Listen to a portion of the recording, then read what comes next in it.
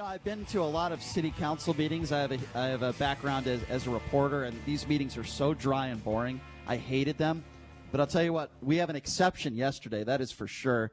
I guess you could say some sparks erupted, and Michele Fiore had to walk out of this city council meeting. But I want to give you a little background before we bring on our guest. Michele Fiore, as you know, she stepped down as the Mayor Pro Temp. So here's a little piece of what she said at the Clark County GOP convention. This is according to Chairman Richard McLean. Have a listen to this. She engaged in a hypothetical in which she was a candidate for a job that she, in her hypothetical, would have lost to a lesser qualified black candidate. And she said, and then I wind up losing the job, or we wind up losing the jobs to their black. And then following that, she said, I'm going after affirmative action next. And she said, white lives matter. Very intelligent thing to say, not racist at all. And listen to the exchange she had with reporters on Tuesday. She is so rude to reporters. She's like a worse version of Donald Trump, if that's even possible. She tries to get mean with reporters. She was asked if she's stepping down and had anything to do with the comments she made. Have a listen to her response. Absolutely not. Next question. So we never got, when we asked, did you say white lives matter? Did you make those statements? Did you, in fact, make those statements? So I think maybe you missed the last press conference, but you can refer back to the press conference that was at 4 o'clock. So do you have another question? Yes, I saw when we were there, we asked you, did you say that white lives matter? Did you not confirm? So I'm going to tell you this. We've had a lot of rhetoric and no resolve. I stand by what I said at our Republican convention. I'm going to tell you, what I'm not going to say is create more chaos by repeating it. So is there anyone else with another question? Yes or no, did you make the comment? Do you have another question? Okay, I guess we're done. Okay. Won't answer the question. What a coward. Well, she was a coward again yesterday, not just a racist in my opinion, but also a coward. This was yesterday at the city council meeting. She was confronted by a man by the name of Dan Roll. And as you know, in these meetings, I believe if you're a member of the public, a citizen, you get 2 minutes. I want you to have to listen to this man, Dan Roll, who just absolutely destroyed her. Have a listen to this. So my name is Dan Roll, and I'm here today. In 2020, we need good news, and I was not expecting the excellent news that Michele Fiore was stepping down as Mayor Pro Tem in the city of Las Vegas. It is welcome good news, but this is not the first time. Let's not forget that in 2015, Michele Fiore called her black assemblyman colleague a colored person, and then told us all to get over matters of race and color because we had a black president. Michele Fiore loves to associate with Cliven Bundy, a alleged domestic terrorist. And let's not forget that Cliven Bundy said that black people were better off as slaves because at least they knew how to pick cotton. And you, Madam Mayor, chose that woman to be your Mayor Pro Tem. This is the same woman whose business was shut down by the state of Nevada and told us that cancer was a fungus that could be cleared with baking soda. It is not ironic to me that Michele Fiore wraps herself in the thin blue line, claims to be pro-law enforcement, but conveniently forgets the fact that she was expelled and condemned by law enforcement in 2016 for saying... Sorry. Next. No. Oh, God, that is just classic. Moments later, Fiore walks out of the meeting. Have a listen to this. She's walking out. That's awesome. Teresa Brooks.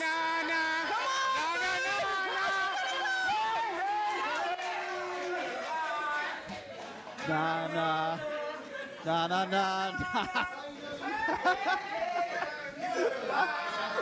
All right. So that man, who now is my new hero, by the way, I want a poster of Dan Roll. He joins us. The man who actually made that little speech that forced Michele Fiore out of the meeting joins us live on the air right now. His name, again, is Dan Roll. Dan, thank you so much for being here. How are you? Well, thank you. It's a pleasure to be on. I appreciate the opportunity. So, Dan, when you hear that back, and by the way, I think you did a fantastic job, and it's also important to note everything you said was true. You're not making anything up about this woman, Michele Fiore. I mean, when you listen back to that, what goes through your mind? Well, I mean, when I listen back to it, I wish that I had even, maybe 2 or 3 more minutes. As absurd as everything that I said is, it is a fact, and it's really just sort of scratching the surface of what Michelle Fiore has brought to the political dialogue. Something that I actually said later in the meeting is that she's really an expert at sucking the oxygen out of the political climate, and there are just so many more important issues to be talking about than her absurdities and her sort of wanting to be sort of a little mini Donald Trump Nevada terrorist politician. You're exactly right. I also want to say this. This is a very important moment, I think, at a time when we have so much racial divide in this country. As you know, you only get 2 minutes. And when you were up there blasting Michelle Fiore, and rightfully so, because Michelle Fiore, as you know, has said some very racially insensitive things. Some people would label her a racist. There were African Americans in the audience that were waiting to speak, and they gave you an extra minute to talk. I think that's a great moment. It's a great moment where you're coming together with others. And can you talk a little bit about that? What did that mean to you that there were people in the crowd, African Americans, that were willing to give up some of their time so you can continue to talk? Yeah, and I mean, first I'll start saying that Mayor Goodman had limited comments to 1 minute, and it's really difficult to articulate anything in a minute, let alone 2 minutes. But and that's after we had developers, homeowners who had 10, 20 minutes to talk about projects that they were looking to get from the city of Las Vegas. The woman who was standing right next to me, her name was Annette, and we just had this moment where she made eye contact with me when I could just tell that we had a moment. She just immediately said, "I'm giving him my minute." And, there's a little scuffle there in between, but it was really powerful to see, 2 women of color give their time up. And what I would also say is, Fiore did not do herself any favors yesterday in how she responded. But while my comments were circulated around quite a bit, there were many, many voices of color, powerful voices of color yesterday who had amazing things to share, sharing some of the struggles, sharing also, though, some of the hope. We are living through a time, we are living through history right now. And in Las Vegas, we should not forget that we are also in that history. And we're one of the most diverse cities in the country right now. And we're really, really hurting. We're really, really hurting right now. And, it's my hope that more moments like what happened in the meeting could happen. But then also, after I had a chance to speak, so many really great connections outside of the meeting, people coming up and just sharing their own stories, sharing that's powerful. Appreciation too. And that's really powerful what you're talking about, Dan, and I'm glad you're bringing that stuff up. As you know, for people that like myself who are not Michelle Fiore fans, I enjoyed it. And while these are serious subjects, it's also very sad that this is someone who's represented this city, in my personal opinion, in a horrible way. I have to ask you this question: as you're blasting her with her own comments, what is the look on her face? I mean, is she looking right at you when you're blasting her like that? I would imagine that's a very embarrassing moment for her. What was her facial expression at that time? I'm so glad you asked that question, because I think what we're seeing is a real power dynamic shifting in the Las Vegas city governance. And she was actually not making eye contact. And I will say that Michelle looked quite defeated in that moment. I think she has not, this is one of those times where she has not adjusted to the political wind. And in the moment, you actually can hear it on the city council feed. Carolyn Goodman actually says right before I start speaking again, she says, get control of it. And I believe she was referring to Fiore, because Goodman often sort of leans into Fiore to de-escalate city council conversations in public comments. And I think what actually happened also was that, it was clear that Goodman was not going to shut it down, even though she tried to. And I think that Fiore had this moment of realizing that one of her strongest political allies in Mayor Goodman was not going to shut down the conversation because it was too important. And faced with, continuing to hear her terrible record, Councilwoman Fiore got up and left the meeting. Yeah, hey, Dan, it's Jason. I helped book you on the show. I just had a couple of questions. One, are you a constituent of hers? Do you actually live in her district? Because I am a constituent of hers. We had Molly Taylor on the other day. She's from a group called Expel Michelle, and she said, her record, in representing her constituents is just deplorable. I mean, what's been your experience? What I will say is, there is let's not lose sight of the fact that only less than 4,000, actually closer to 3,800 people elected Michelle into that office in one of the most, racially diverse wards in the entire, honestly, country. And she does have a significant basis of support. I think we should not lose sight of the fact that there are many people who support Michele Fiore. I have seen what it means to be on the wrong side of Fiore after the comments yesterday. And I will tell you that she has some supporters who echo her passion for guns, her passion for violence, her passion for divisive rhetoric. And they're called idiots. That's what they're called. They're called idiots and racists. That's who they're called. Yeah. And I will be, quite frank with you that while I would say 99% of the dialogue has been overwhelmingly positive, typically those who support Michelle have used really incendiary language. I've had, people saying like, let's find out where he lives, that kind of stuff. I'm not concerned about it, to be honest with you. Because as we learned yesterday, when a lot of these people are really confronted with who they are, they run away. But what I can also say about Fiore is I think that missing in the scandal, not unlike Donald Trump, as I just heard you talking about, missing in the scandal in the comments is what's really going on with Councilwoman Fiore, what's really happening behind the scenes in terms of how she's using that position of power, what's really going on about some of the things. I know the Expel Michelle Committee is really looking into what's happening at Floyd Lamb, which is also called Tule Springs. But the core of that is that, excuse me, you've got a councilwoman who in the middle of a budget shortfall is waiving $2,000, $9,000 park access fees for people who donated to her campaign and to union labor bosses to have their daughter's wedding. It's like, what kind of mob movie are we watching right now? That is so disgusting. I'm glad you brought that up.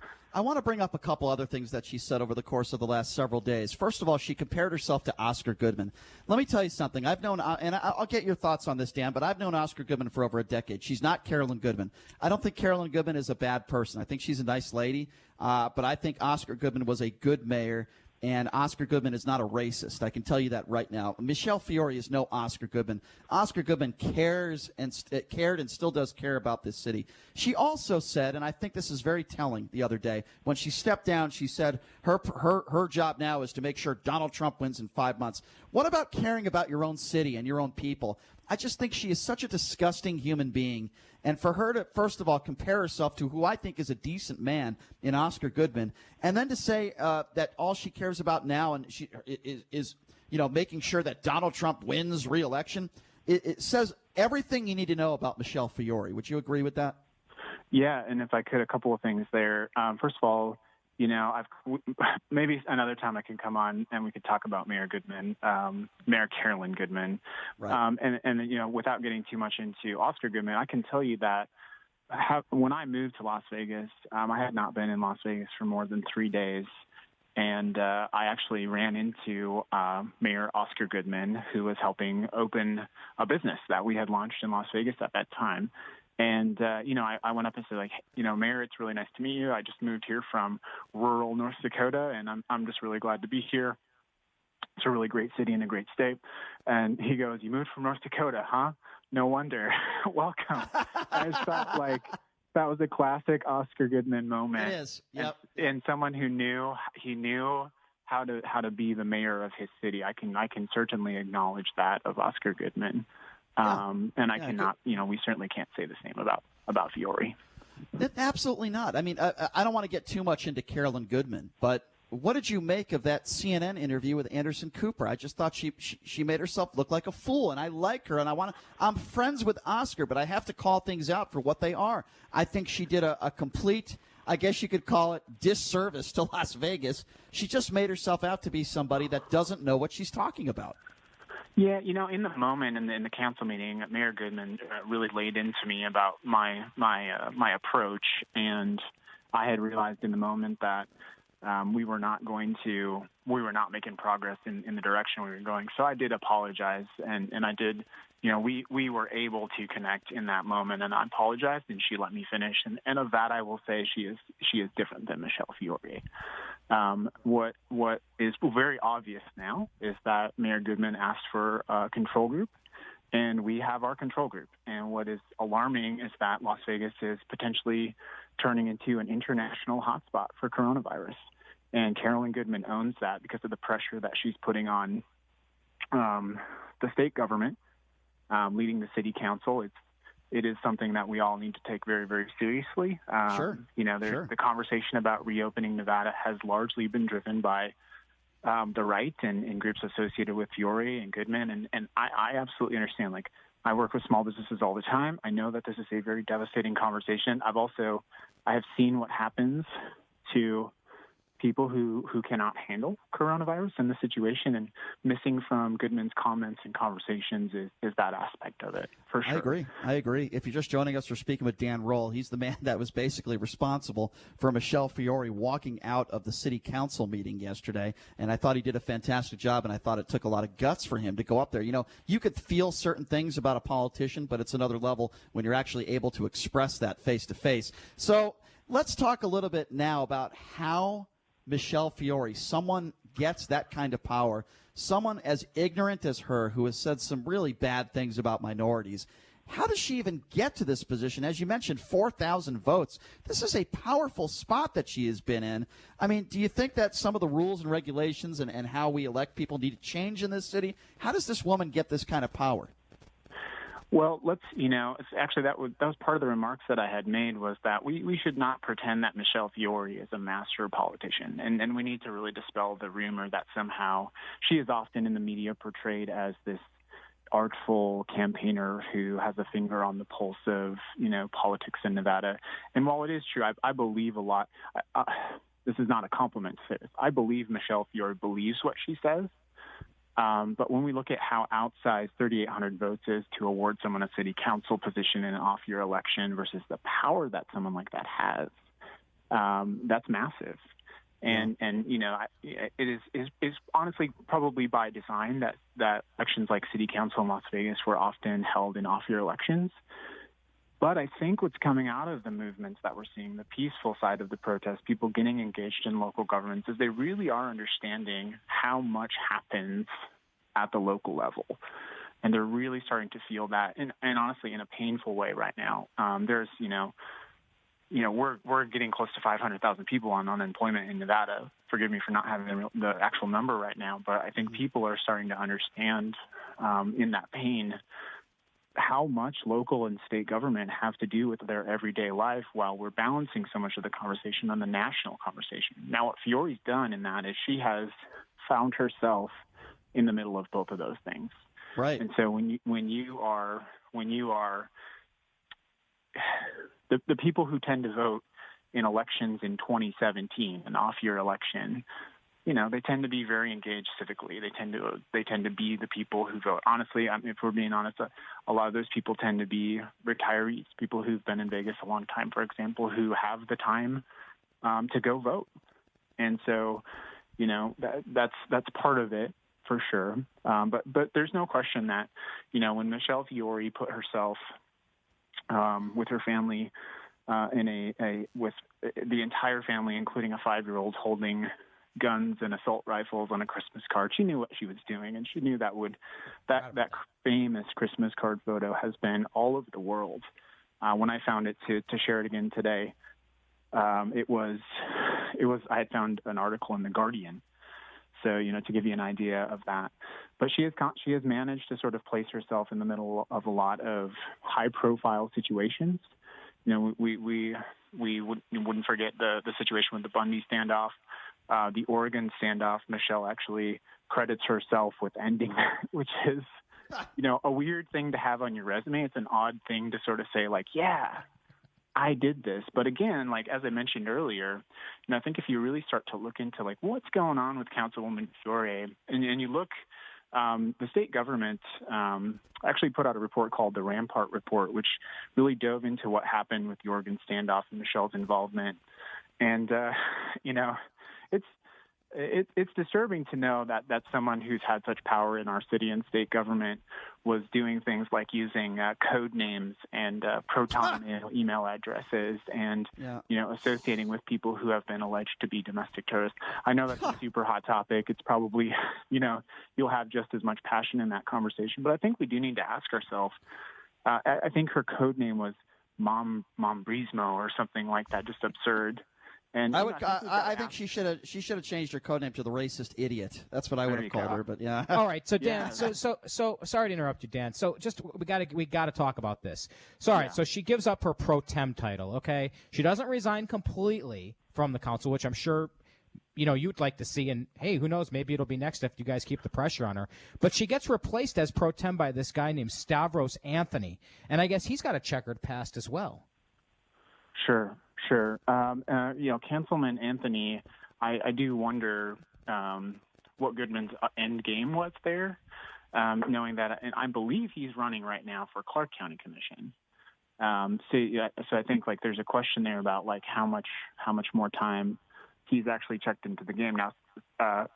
Stavros Anthony, as well as Councilwoman Seaman and Michele Fiore, in this moment of incredible division in our country, signed themselves up for this rally called the Blue Lives Matter rally, which was organized by Wayne Allen. Someone who I'm sure you know. Who's a complete scumbag. I'll just throw that in there. Go ahead. Yeah, and I think you have to wonder, that was a real moment as well. And yesterday, that was something that came up again and again in the public comments: is why in a city which is so diverse, did none of these people show up at any of the Black Lives Matter protests? Exactly.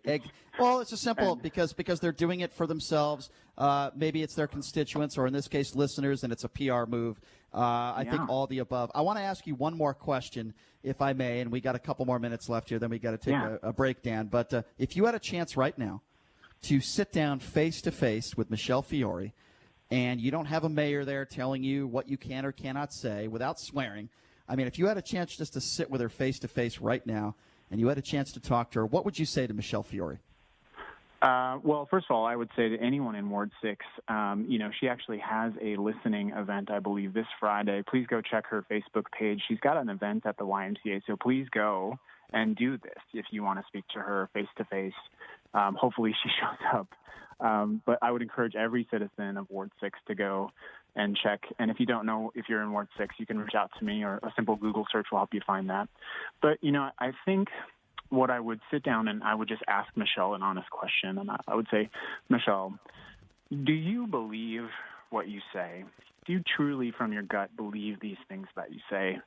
Or do you know that these are the things that you're supposed to say to appeal to a certain really radical group of people?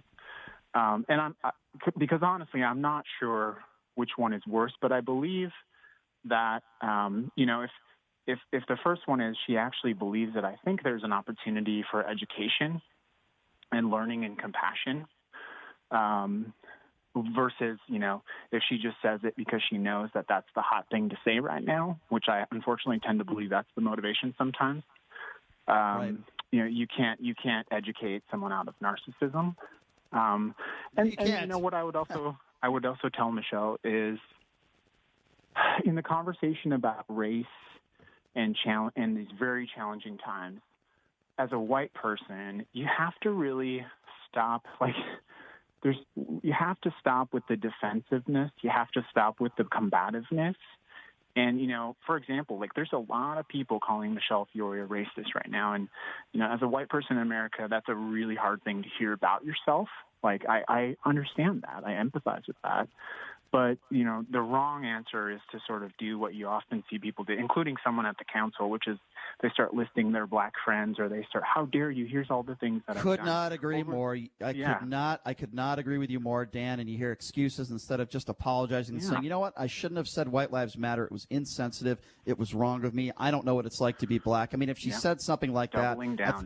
down. Instead she doubles down. Well, Dan, let me just say this as we let you go here.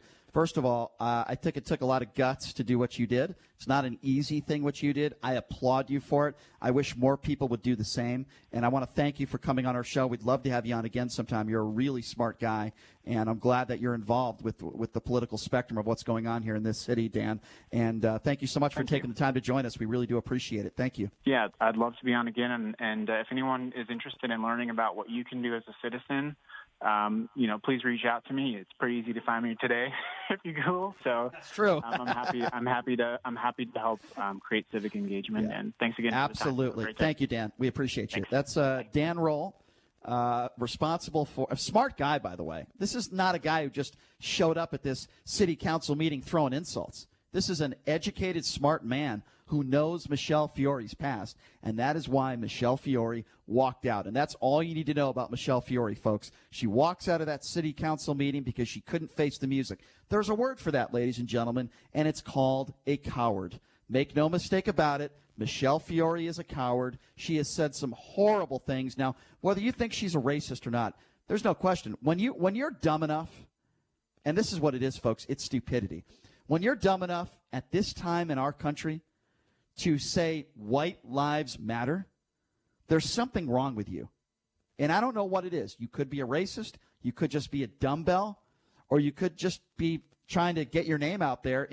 I don't know. I don't even want to get in Michele Fiore's head. She's an idiot. Okay, what else do you want me to say? She's an idiot. And she doubled down on some of those statements, and then even worse, she's a coward. She doesn't own up to the things she says. She won't answer questions. She's rude to the media. She's a little wannabe Donald Trump doll. That's what she is. So goodbye, Michele Fiore. Nah. Hey. Goodbye.